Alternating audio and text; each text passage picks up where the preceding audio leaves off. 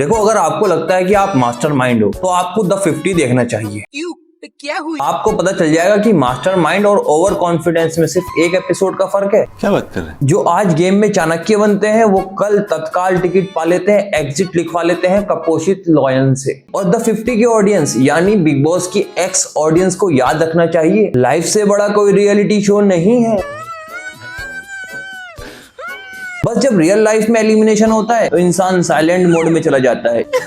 इन्ना लिल्लाहि व इन्ना इलैहि राजिऊन। राम राम सत्य। अबे तू है कौन? तू यो यो यो रोस्ट के दीवानों, welcome to climax AKA Aryan. अच्छा जी, ऐसा है क्या?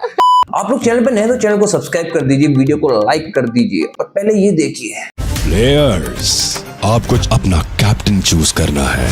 कैप्टन मैं बनूंगी, अदरवाइज मैं नहीं खेलूंगी। मैं इस चीज के साथ फेवर में नहीं। It's not a request, it's my right. Right to speech और राइट टू इक्वेलिटी तो सुना था, वो अलग बात है। इंडिया में इक्वेलिटी के नाम पे मॉब लिंचिंग हो जाती है छोटी दाढ़ी और बिना टोपी वालों की। अबे साले।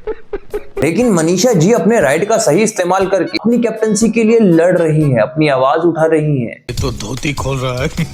चलो, कोई तो है इंडिया में जो अपने संविधान को सही से फॉलो कर रहा है। मसाला पूरा देती है मनीषा मैडम, भले ही नमक कम डाले उसमें। पता है, द 50 शो इतना बुरा नहीं है जितना आप लोग समझ रहे हो। इससे बहुत ज्यादा बुरा है आथू वाला, पर एंटरटेनिंग बहुत है। फैजू भाई से अर्चना बहन चिपक रही है, ये कैसा एंटरटेनमेंट है? शिव फॉक्स के साथ चिपक रहा है। इस शो में ड्रामा तो है, जैसे सगे भाई बहनों ने मिलके दो अलग अलग ग्रुप बना लिए हों और तीसरा ग्रुप ऐसा है जैसे किसी सौतेली माँ की संतान, बस वोटिंग के लिए उनका यूज होता है। शो में स्ट्रेटेजी है आइंस्टाइन की तरह। रजत भाई और प्रिंस भाई सारी रात उसी में लगे रहते हैं। लेकिन अगर आप इस शो को सीरियसली देख रहे हो और कंटेस्टेंट को लाइफ गुरु समझ रहे हो तो थोड़ा पानी पियो भाई। मूत पिएगा मेरा? सॉरी। क्योंकि गंदा खाना खाने के बाद शिव ने भी दूध पिया था, भले ही फॉक्स के साथ सुहाग दिन मनाने का मौका ना मिला हो। क्योंकि बाहर फैजू भैया भी जो देख रहे थे।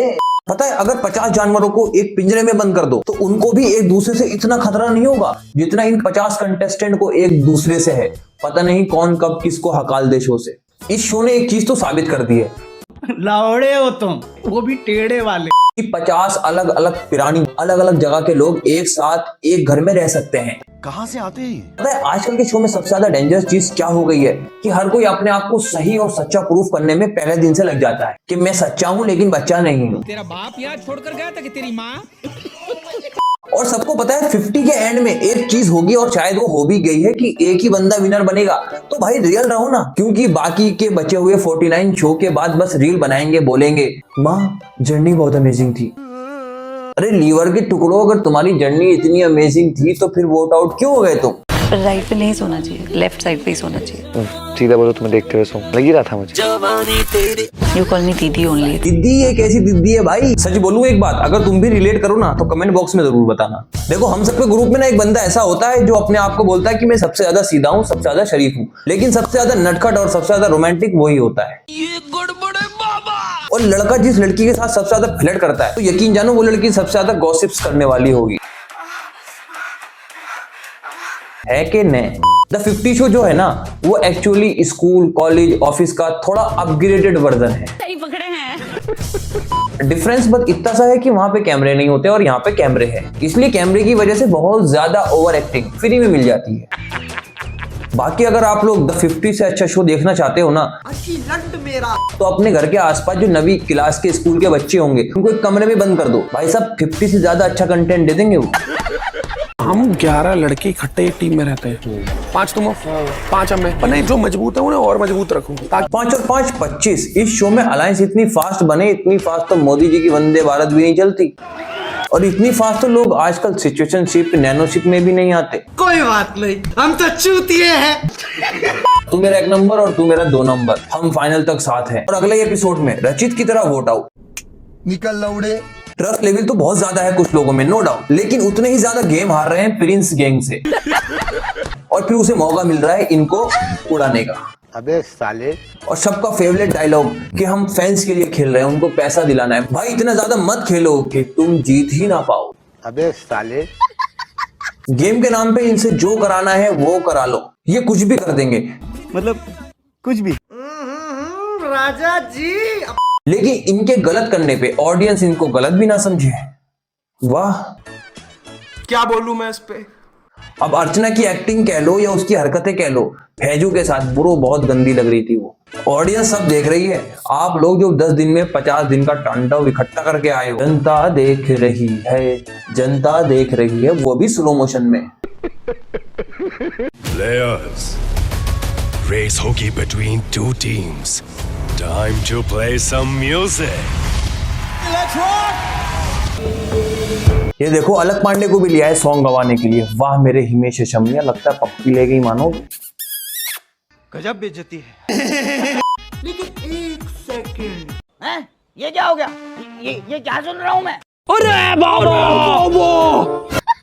द 50 ने पैसा तो बहुत लगाया, लेकिन बस प्रॉप के ऊपर। बंद करो, हाथ जोड़ के मैं मोदी साहब से गुजारिश करता हूँ। निकल लौड़े, पहली फुर्सत में निकल। इस शो ने सोचा कि सारे रियलिटी टीवी स्टार और इन्फ्लुएंसर को उठाया जाए और कमरे में बंद कर दिया जाए।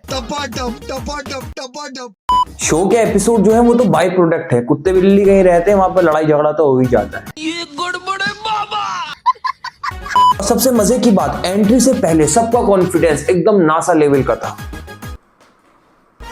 मैं स्ट्रांग हूं, मैं मास्टरमाइंड हूं, सबको हिला दूंगा। बस हिलाने की जगह नहीं मिली मैं। तड़प ही ऐसी है ना।